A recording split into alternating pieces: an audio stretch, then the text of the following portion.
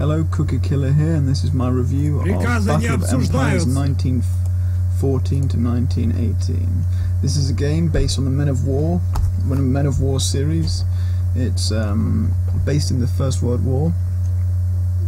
It's been released for quite a while now, but it is an early access game, so it hasn't been finished yet and it's still being updated.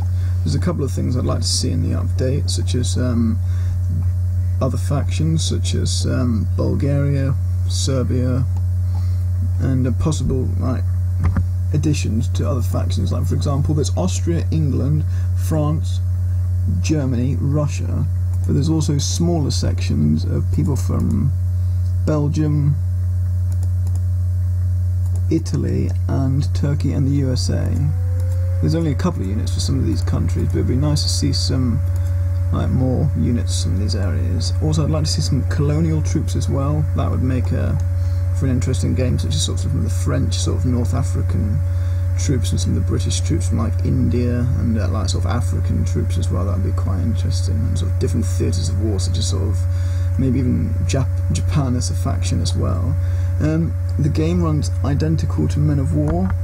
As I'll show you now, you can see the inventory here. It's basically the same as the Men of War. There's all the different stances for the troops and that, and the movement and the cover system.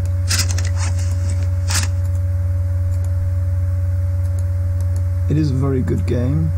I would recommend you get it. It is basically £11 on Steam. Or your regional equivalent is. I would say that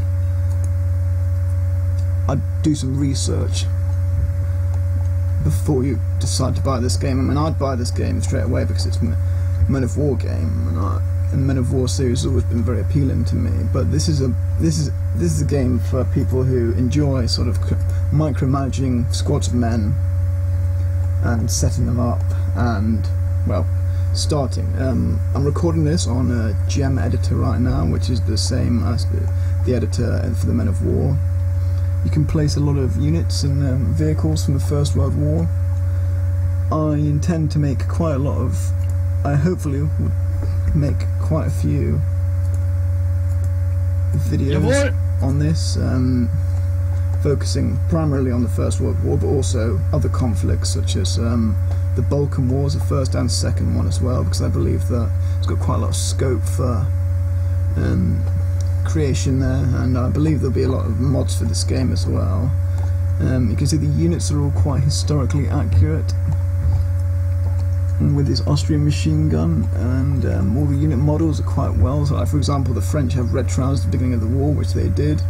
The Russian troops are all equipped with Mosin rifles, and there's early tanks and aircraft as well, because they were new inventions to the war.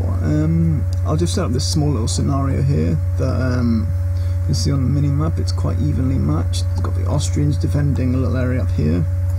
They've got 2 machine guns right here and a couple of infantry squads. Oh, where are you going? It's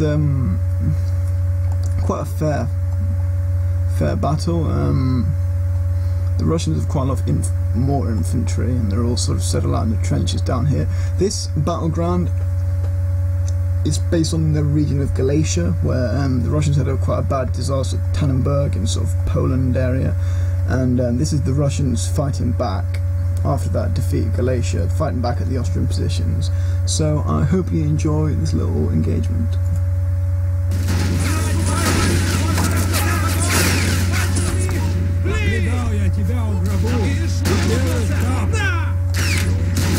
Laden! Reiß mal die in Stücke! Angriff!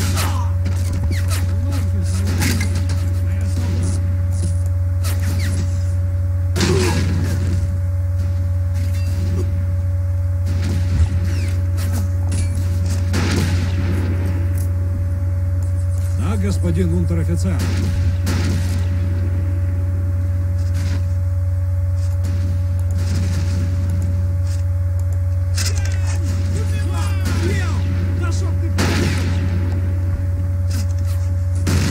Jawohl, Herr Leutnant.